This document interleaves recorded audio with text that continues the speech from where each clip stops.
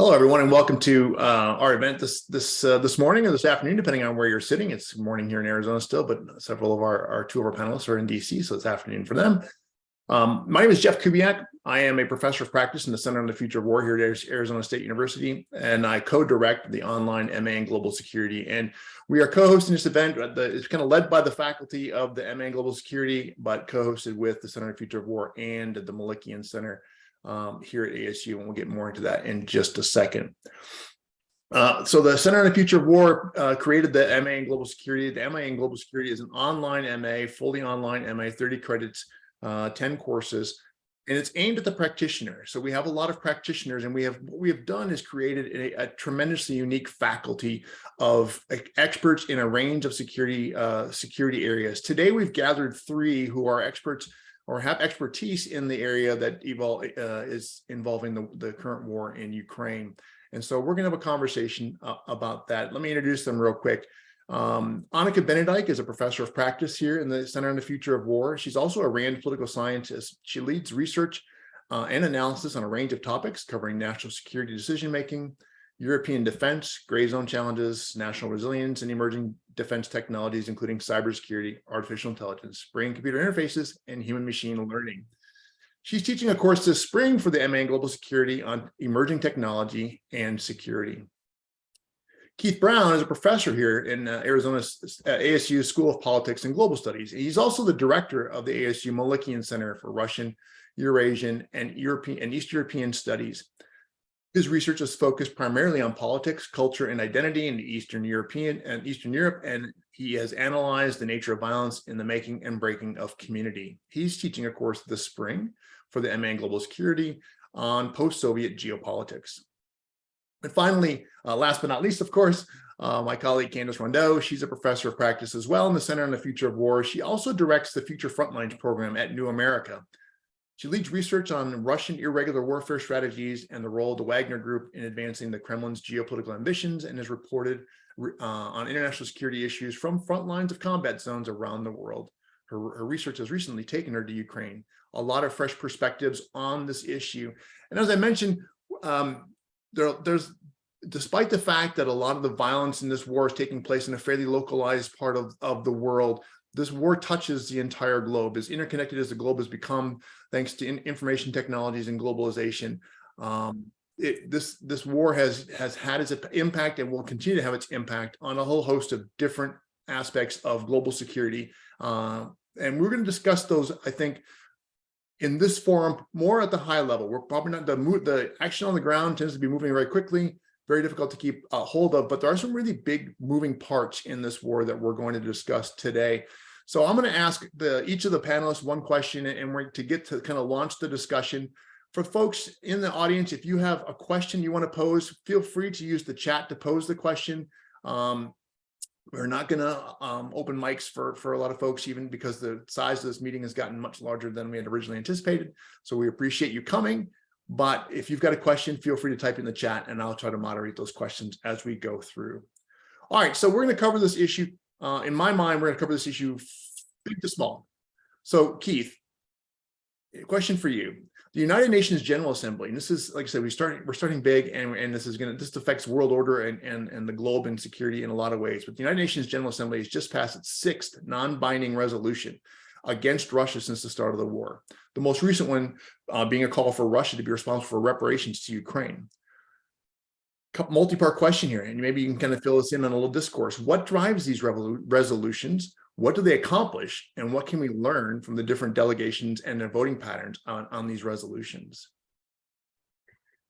Thanks, Jeff, and thanks for this opportunity. And I should start. I'm not used to being the big picture person because I'm an anthropologist, so I tend to go very small. So you'll see that I'm going very small at the end of this, and actually at the beginning.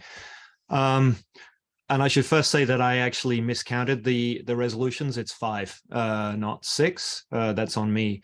But I've been interested in the United Nations as a place of where conflicts play out, and what it does with them and how conflicts affect it, really since the NATO operations in Kosovo in 1999, because one of the ongoing issues in the UN, among UN membership, is who recognizes Kosovo and who doesn't. But that actually offers me a frame to reflect on and make more sense of something that Indian Prime Minister Modi said yesterday at the G20, where he called for, he said it was necessary to recognize the UN had failed as a multilateral institution, and this puts greater pressure on the G20 to find solutions. So I want to talk a little, mostly about the perspective from India today. Not a country I know particularly well, but as an anthropologist, it's a field I've been following for a while. That is the place of the global South in international politics. So India's been advocating for reform for a long time, especially focusing on the UN Security Council, where India is not a permanent member, in part because at the time when that council was put together, India was not yet a sovereign state. It was still part of the British Empire. So the 5 permanent members, the major allies that emerged from World War II, have veto power. Probably everyone on this call knows that. But Modi's sort of challenge and an ongoing piece of Indian policy is fascinating for me at the moment, given India's size as the largest democracy in the world, and its pivotal role as a potential broker, but also as a country that has not fallen in line either behind the US-led support move to deploy the United Nations to sanction Russia, nor has it fallen straightforwardly in line behind Russia in Russia's efforts to harness the United Nations as a place where it can secure legitimacy for itself, even in the face of what it's done in Ukraine. So there's 2 aspects of the invasion that I want to flag here. One is something that I anticipated before the invasion. It's fun for the audience. You should go back and see what pundits or people who think of themselves as experts or claiming expertise now, see what they were saying in January and December last year, before President Putin took this decision to invade. And I was one of those who could not understand the cost-benefit analysis from President Putin's point of view. I did not see an upside to invasion. And one of the potential costs of invasion that I anticipated was, well, if Russia invades and wins quickly, then the UN may well die. And my thought behind that was awareness of what happened before World War II with the League of Nations, when Italy invaded Ethiopia, then the Abyssinian Empire. Both were members of the League of Nations. The leader of Haile Selassie appealed to the League in the face of Italian provocation and then aggression. And the League identified Italy as the aggressor, but no action was taken. Actually, it was the decisions by US, Britain, and France, US, of course, not being a member itself, but Britain and France really not sticking to that principled judgment by the League of Nations, but rather operating on a realpolitik basis of trying to maintain relations with Italy. And this led to the League of Nations. I mean, the League of Nations was in trouble anyway, but for many, this is the death moment. And I sort of saw that Russia's invasion of Ukraine might have the same effect. And then the second piece, which is I'm not going to talk so much about today, but I'm really struck by, is how this invasion has destroyed or at least suspended efforts at citizen diplomacy, like subnational relations between cities, between individuals of the kind that President Eisenhower advocated in the 1950s, President Kennedy supported in the 1960s with the creation of the Peace Corps and USAID, and then President Reagan adopted in the 80s, which really was a flourishing point of citizen relationships across the Soviet-US divide. And a lot of those, it's been depressing to see how many of those relationships first have been eroded by President Putin's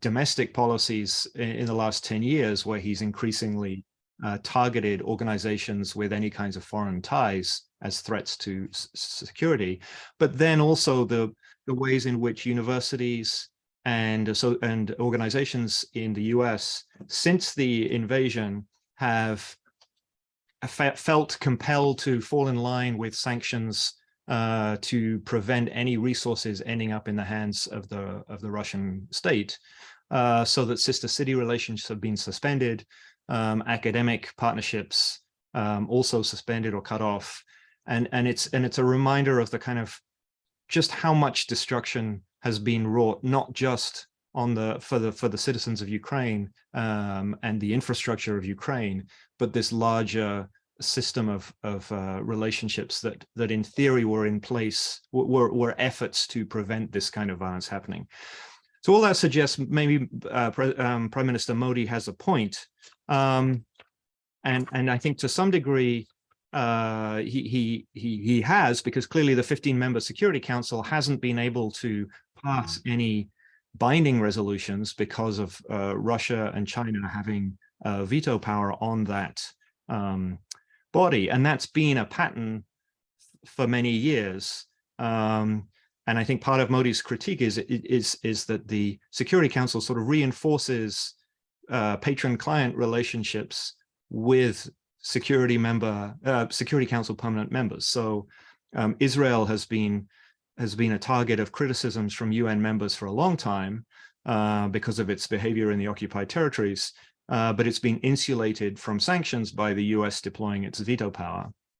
And on the other side, and even despite the adoption of the responsibility to protect as UN policy, China and Russia have deployed the threat of veto to undermine any kind of concerted action in response to China's treatment of its Uyghur population and the Myanmar military's violence against the Rohingya minority. So you see cases where especially Muslim minorities are being targeted by these great powers, and the United Nations is unable to marshal binding resolutions in response. But that said, what's been interesting for me, and if anyone on this call is doing work on this, or knows of work on this, or is interested in doing more work on this, I'm really interested in tracking what is actually happening in the UN General Assembly, both including back around the time of Kosovo and the use of lobbying by different parties to push countries toward recognition of Kosovo or away from recognition of Kosovo. I'm also interested in the way that Russia has been advocating for anti-fascist resolutions in the UN General Assembly.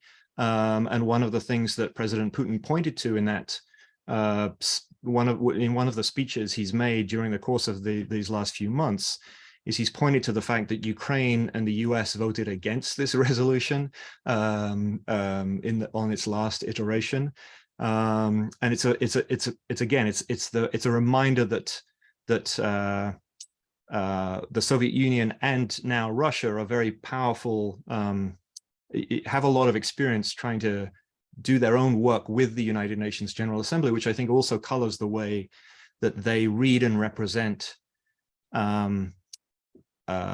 what looks like to us like consensus against Russia. They are able to weaponize it as, well, this, we know how this works, and this is politics by other means. This is weaponization of the majority. The things that I want to flag in particular, and I'm mindful of time, I just want to go another minute. Two things that I think are important for us to bear in mind. There are obviously, as Modi points out, there are camps on both sides. There are people who are always going to vote for anything that sanctions Russia coming out of Ukraine. There are those like Belarus, Syria, who are always going to vote against any sanctions or criticism of Russia. That second group is tiny. There's 5 or 6 countries in that camp. There's about 80 or 90 countries in the camp that are consistently deploring or criticizing or calling for greater sanctions against Russia's aggression. But it's the countries in the middle, the ones who are sometimes abstaining, sometimes opposing, sometimes approving, that are really interesting to me. And there's two elements that I would urge us to be aware of, especially if we're sitting in the US consuming US news on this. One is that, and this was pointed out to me by an Indian colleague at a recent conference I was at, that in the US we have collapsed there is consensus that what Russia has done is unjustified. That's clear. We also have embraced the narrative that it was unprovoked. In other words, that the case that Russia tries to make about provocation, about encirclement, about NATO expansion has no merit whatsoever. And what my colleague suggested to me is that that reading is a little less stark. For some countries, they may see it as most places, including India, see President Putin's invasion as completely unjustified. It's escalation beyond what is appropriate, but they don't have the same clarity, and they don't necessarily fall in line with the idea that it was entirely unprovoked. That there was nothing in NATO or US policy that could be read as an assault on Russian sovereignty or status. And then the second thing I want to flag, again from the same colleague, but also you can see this in the China Daily News and in Russian accounts. There's a narrative of hypocrisy and double standards, which Russia is throwing at the United States, Ukraine, and its allies, and that has traction in the global South. It has traction especially because it's for them, for some of them at least, it's very clear there's a positive response and welcome being extended to Ukrainian refugees in places like the UK. Even among citizens sort of willing to open their houses and have Ukrainian refugees come and stay in their houses. And that provides a very strong contrast with attitudes in those same Western countries to refugees from violence in Iraq, Syria, and Afghanistan. So there's a way in which there's some there hasn't been a lot of discussion in the US press about covert racism in different reactions to these situations, and I think that's more on the minds of people in the global South, and so these are two elements that I think help us track and understand why we are seeing the rate of abstentions and sometimes opposition to US policies or US and allies-led resolutions in the UN General Assembly, which are worth our attention. Thank you. Yeah, that's great, Keith. That's some, I mean, again, the way this war is reshaping the global order is something that we're trying to appreciate here, and the perspective from India is useful, and I appreciate the fact, the perspective. The General Assembly does seem to be gaining importance across the conversation, right? The UN Security Council has been for the longest time basically the center of all focus, really, with regards to security concerns as it was designed, quite frankly. But based upon its construction and the inability of the UN to rebuild itself, based upon the veto power of Russia, China, and the US, and Great Britain and France, does the General Assembly continue to impose itself, if you will, on global politics going forward? I mean, just real briefly, because I want to get to Anika and Candace. I mean, I certainly see the symbolic politics as having a role to play, and for that reason, I think I think the picture is not as bleak as Modi suggests. But of course, the argument about Security Council reform is important. But I think the General Assembly is playing a role, recognizing, sort of working around that. Fantastic, great. All right, so Anika, we're going to bring this neck it down this one more level. So over the course of the war, the Western governments have largely coalesced in support of Ukraine. What is the state of, what's your sense of the state of the transatlantic cohesion, and what are the potential factors that could affect it in the future, and what are those implications? Sure, thanks, Jeff. So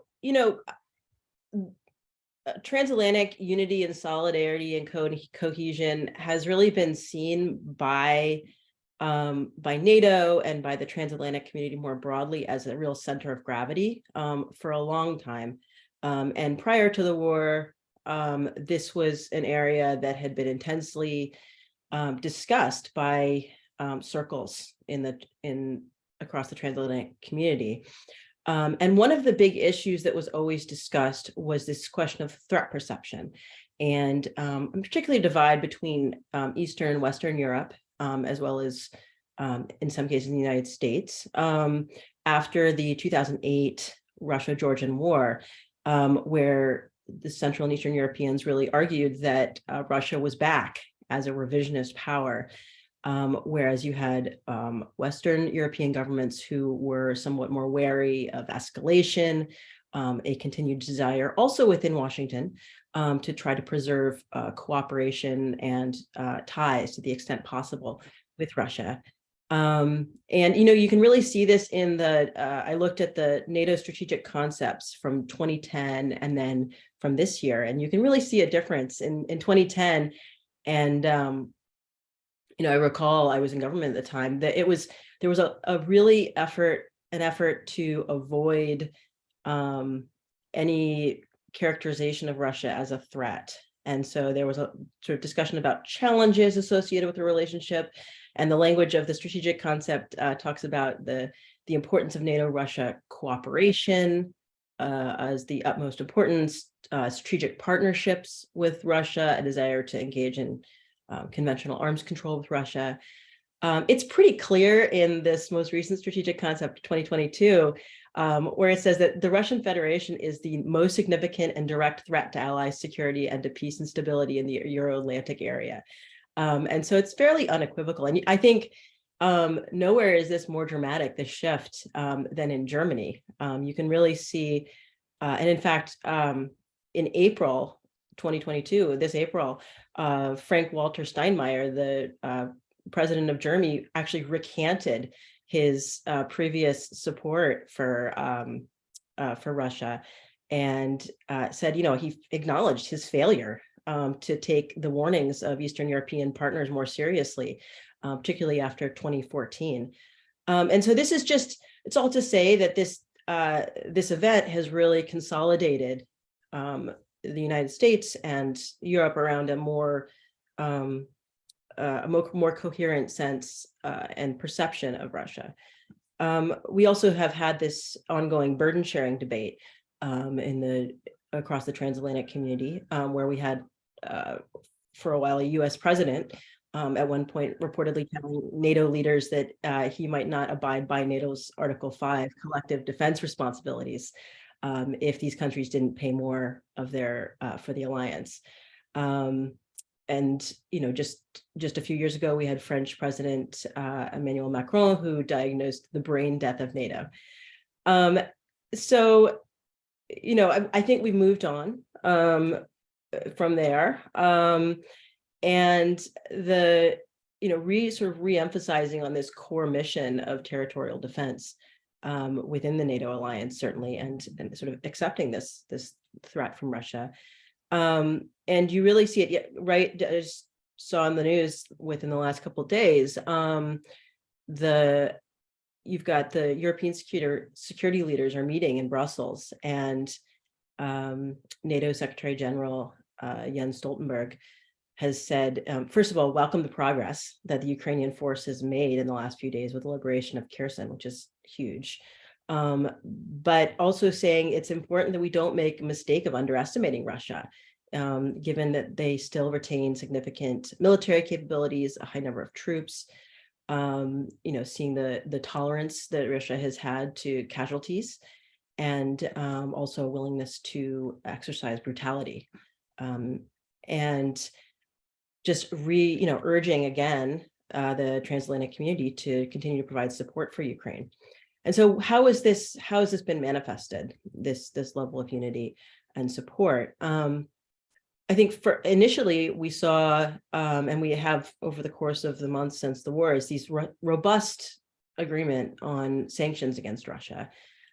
close coordination among the United States, the UK, the EU, and within the G7. I think there's been 8 or maybe 9 rounds of sanctions that the EU has enacted, where Russia is no longer able to export coal to the EU. The EU has imposed a partial embargo on Russian crude oil, and has also banned the export of hundreds of goods to Russia. So, as well as individual freezes and travel bans. And so this that's been one piece of the unity. And then on the other side has been military support for Ukraine. And again, just to use Germany as the example, for a long time, Germans in particular had really resisted sending, as a point of principle, had resisted sending lethal military assistance into a conflict. But within the first, I think it's days, if not early weeks of the conflict, the German government had pledged to send anti-tank weapons, Stinger anti-aircraft defense systems, rocket-propelled grenade launchers. They had sort of really fundamentally changed its position. And that played out more broadly in the European Union.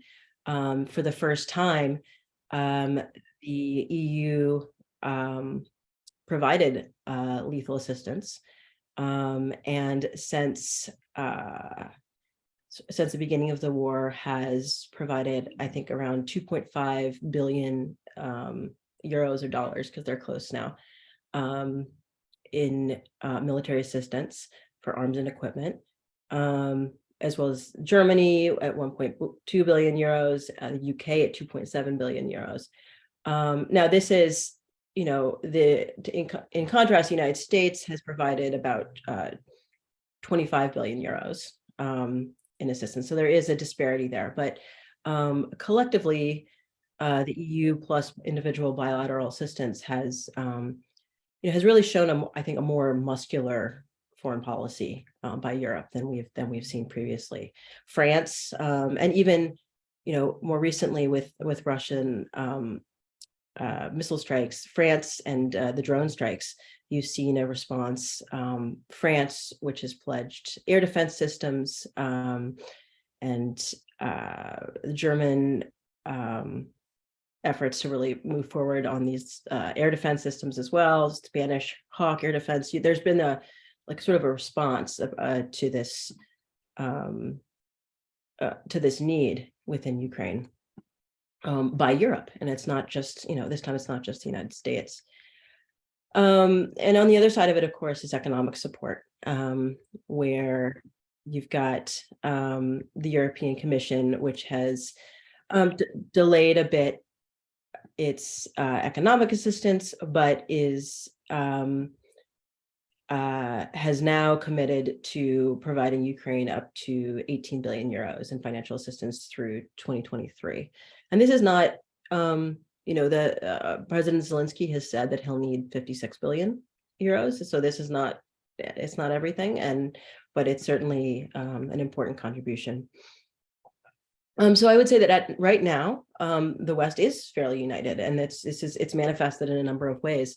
I think we can go into it if you're interested, but defense budgets as well. If you look at the perennial 2% challenges that were brought up by the previous administration and have been, frankly, in the transatlantic relationship across administrations.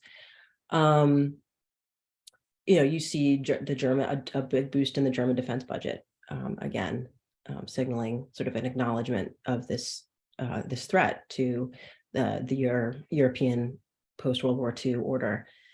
So what are things that could potentially erode this sense of unity? I do think the gas, the energy, and I think maybe Candace will say a little bit more about this, but it looks like the Europeans have been able to stockpile energy sources. I think the the increased use of LNG has helped. But there will be, I think, higher energy prices may well, people are calling, for an almost certain recession in Europe. This is hitting harder in some places than others.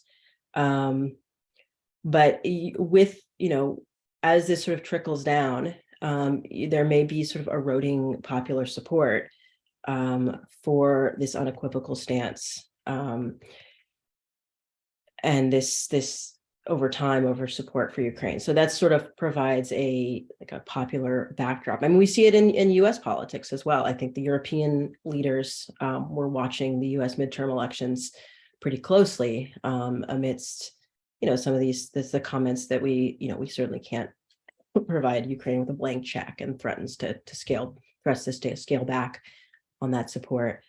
I think that looks now like it will likely remain steady, but I think there was certainly that was being closely observed.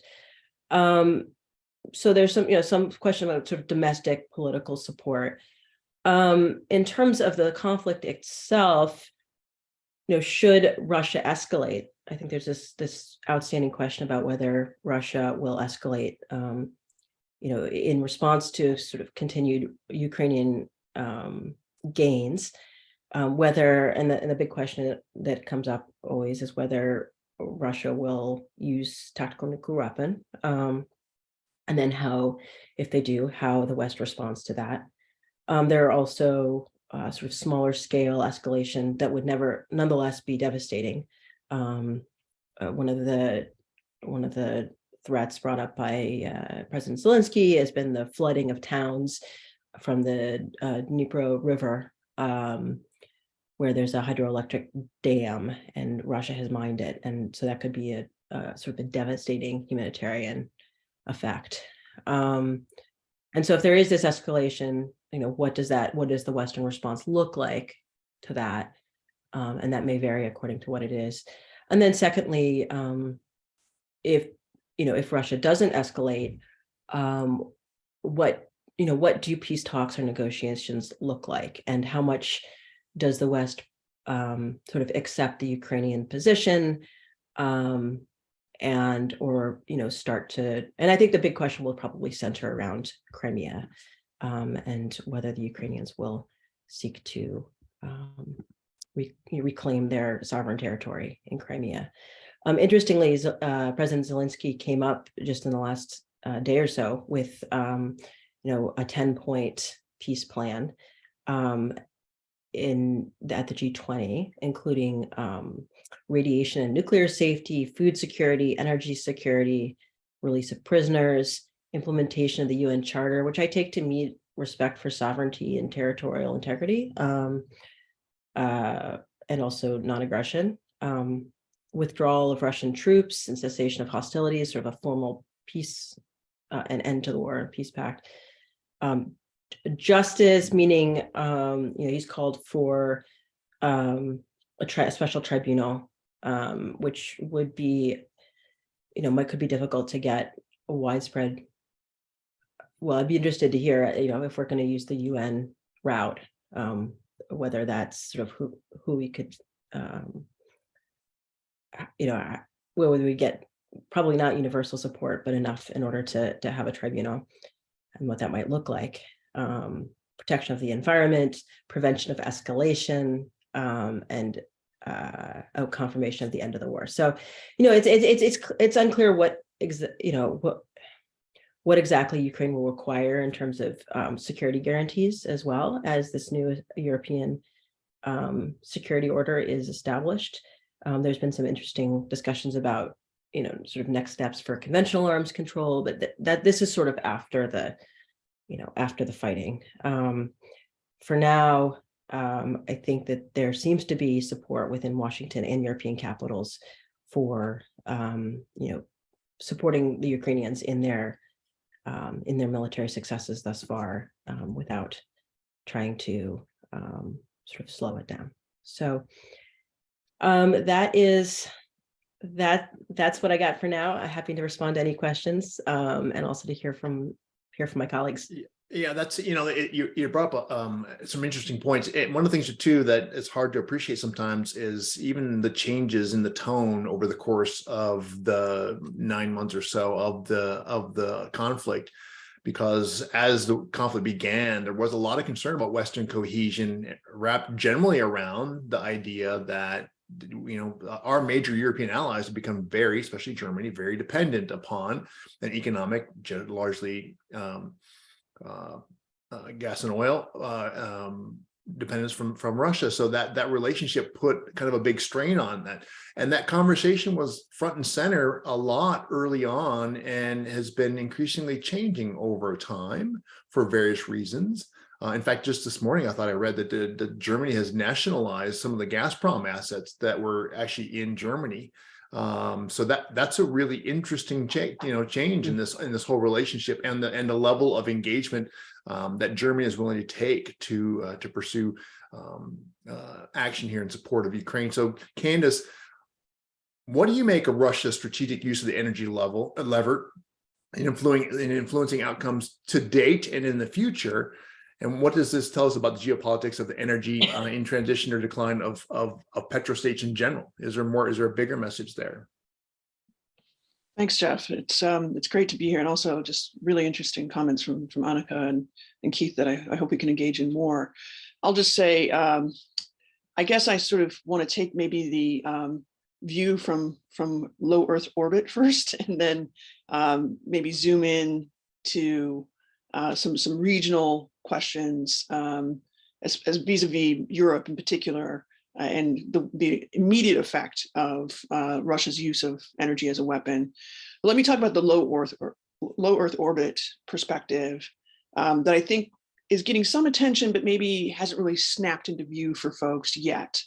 I think a lot of folks who watch energy politics and who understand Russia or have spent time in Russia or understand kind of some of the political dynamics that and economic dynamics that define decisions in the Kremlin will know that Russia is incredibly dependent on oil and gas for export revenue. In fact, 60% of the country's economy and exports are constituted of oil primarily, and gas fulfills roughly 50 to 60% of its exports as well. And so there's this very important sort of symbiotic relationship for Russia, with the energy lever. In one ways, much like Saudi Arabia, much like Kuwait, some of the Gulf states, Middle Eastern states that are extremely over leveraged in the energy context, meaning they're very dependent on oil and gas for incoming revenue and hard currency. There's a kind of shared profile here in terms of how we think about the lack of diversity in their economies that make them very vulnerable to big shifts in how consumption of energy occurs around the planet. So from a planetary perspective, the energy question for Russia is much bigger than Ukraine.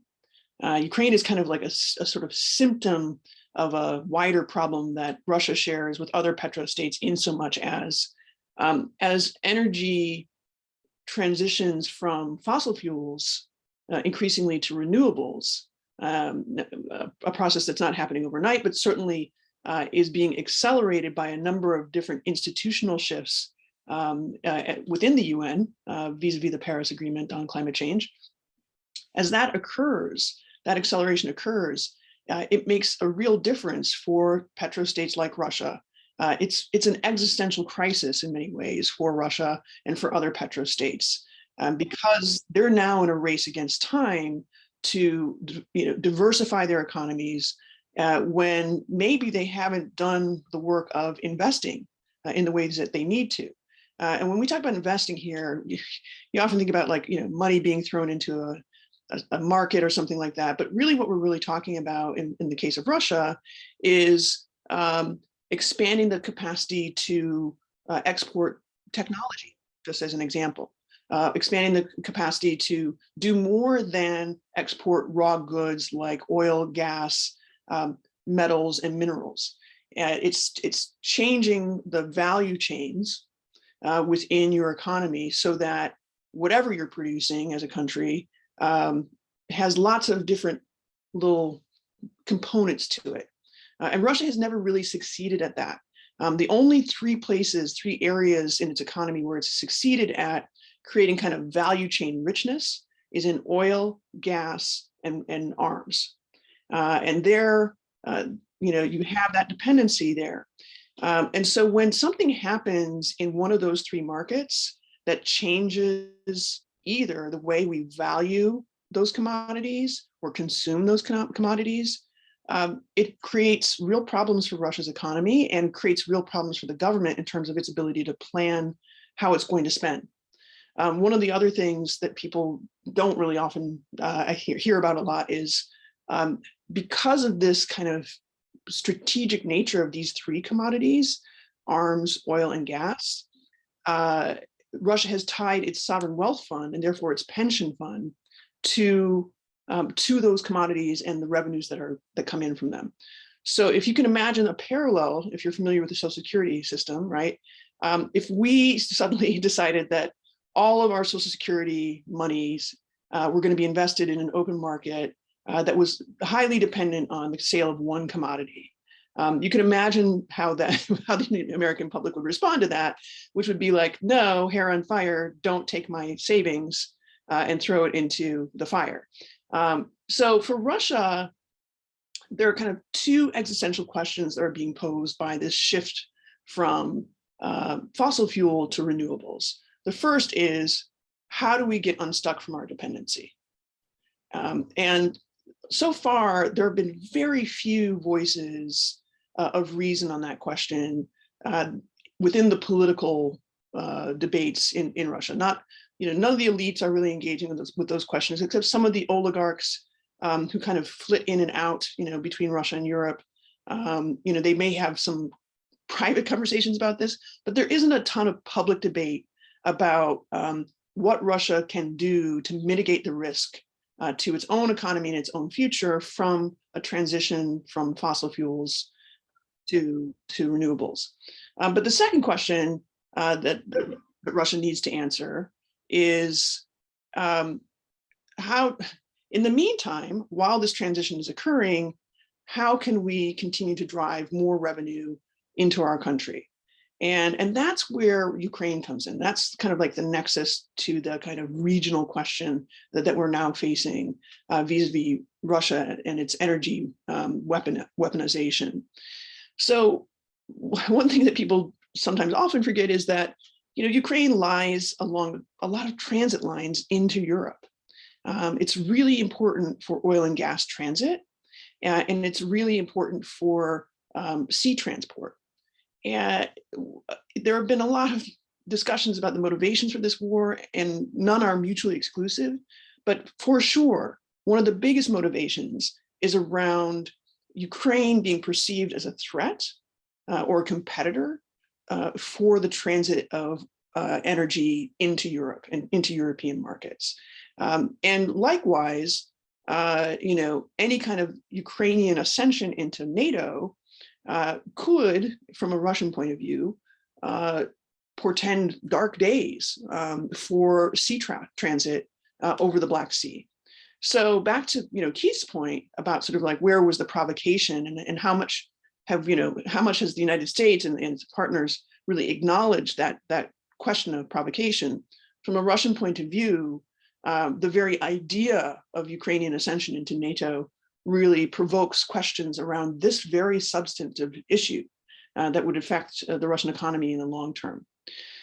So that's kind of the big picture. I want to kind of zero in on some of the things that have occurred recently and talk about those, and then probably open up for questions. Recently, there are two things that I think stand out in terms of Russia's response to the oil and gas sanctions that have been imposed by the United States and its partners in NATO. And others are seemingly more or less acceding to, with the exception of China and India, of course. The response has been, of course, to try and find ways to influence how pricing of oil and gas works. That's a pretty typical response for Russia. It's a lever that that they've reached for historically. I mean, you can look back all the way to even the 2008 Georgia invasion.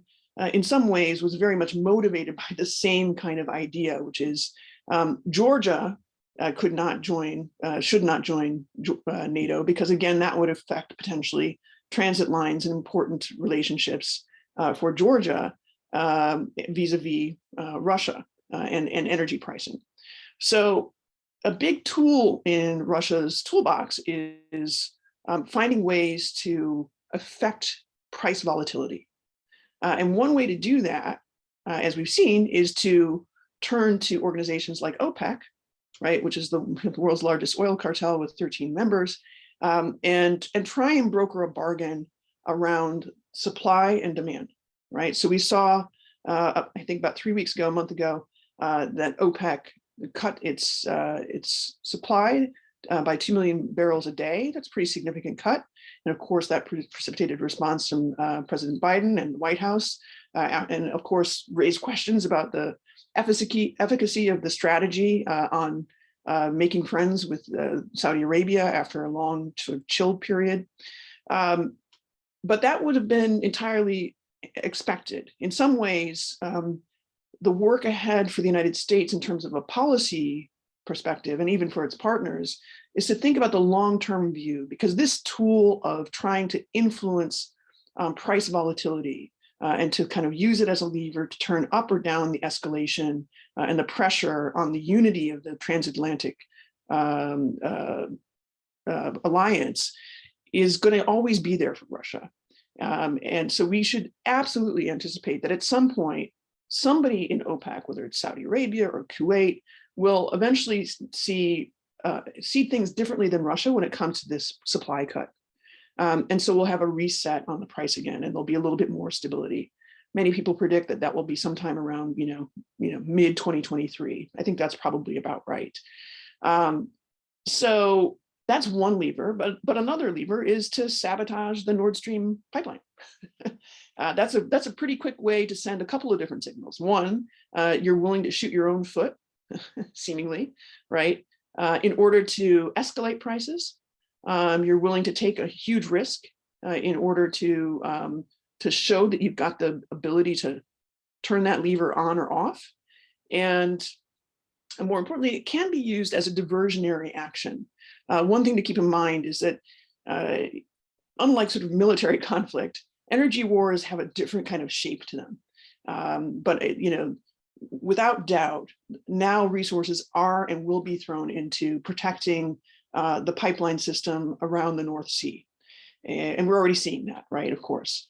The question that should raise for everybody is, what does putting that chess piece on that part of the board mean for other parts of the board when it comes to the energy weapon?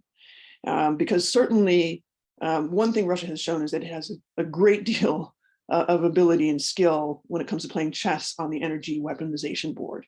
In fact, they're probably one of the best in the world other than the United States and Saudi Arabia. So I think we can predict that we may see more sabotage moments. We just don't know where they're going to come.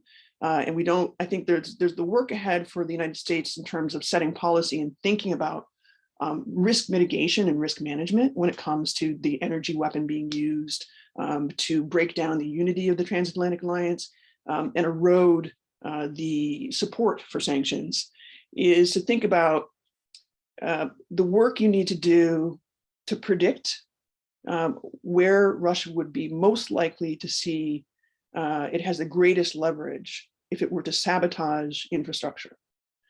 And the other question would be probably some work around this conversation about price caps on oil. And this will be my last point so that we can open up for questions.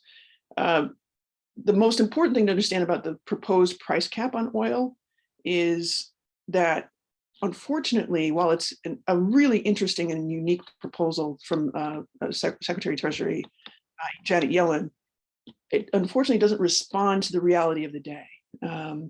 It would be great if Russia made less money from its oil sales right now. That probably would help a great deal on a number of different fronts strategically. The problem is there is no mechanism where you can quickly turn on a dime and change that price cap if something like another COVID pandemic happens. And that would, of course, affect supply and demand and then change the price again. So there's a lot of tricky work ahead when it comes to thinking about Russia's use of the energy weapon. But I think, with some careful thinking and investment and some acknowledgement that this is a long-term problem that is not going to go away in 2 years' time or even 3 years' time, the White House with its colleagues in Brussels probably could manage it.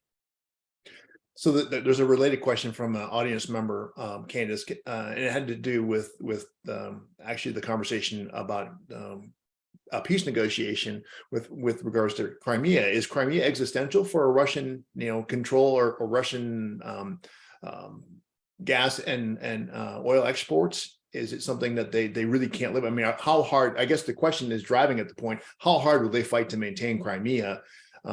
Is that something that is seen much more existential than other aspects of this conflict for the Russians?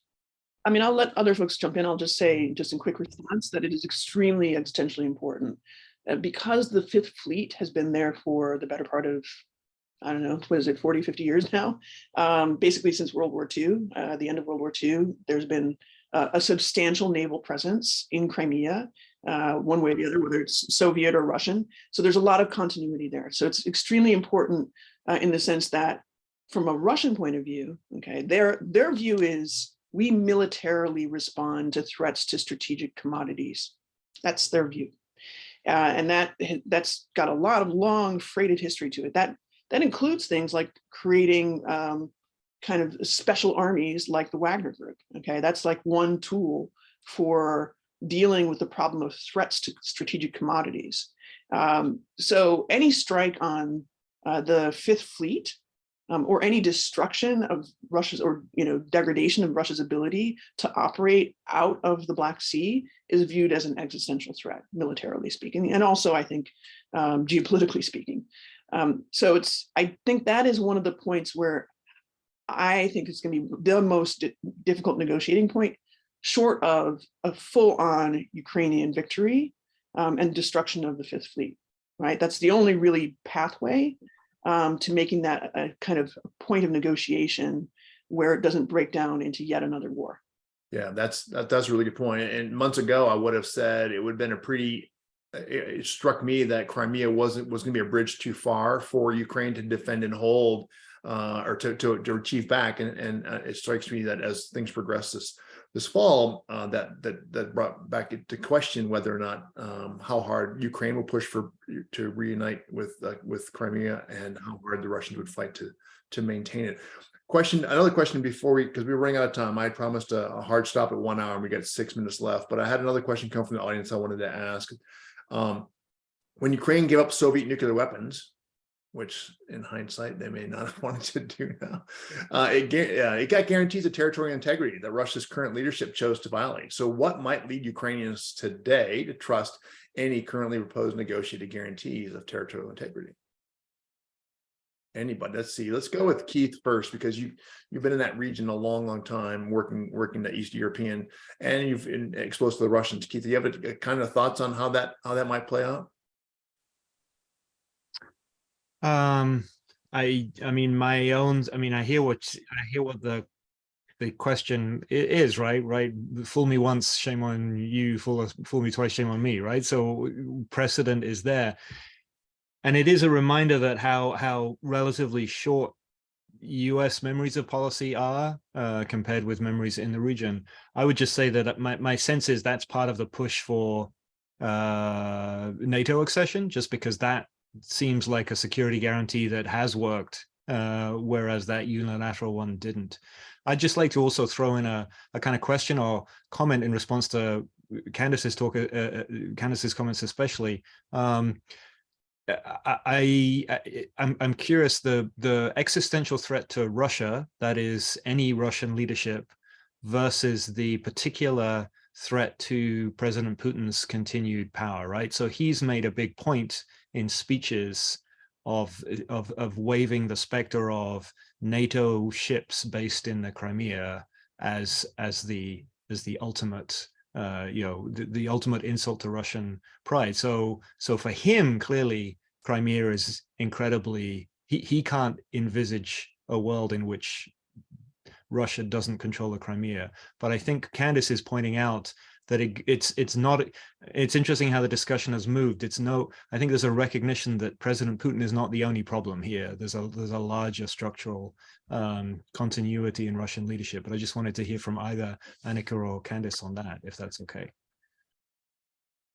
Sure. Well, just to add on the, the Russian, the Ukrainian government has, really focused on the failure of the Budapest Memorandum as a security guarantee since 2014. I mean, this has been a major talking point for why Ukraine is continuing to seek NATO membership ultimately.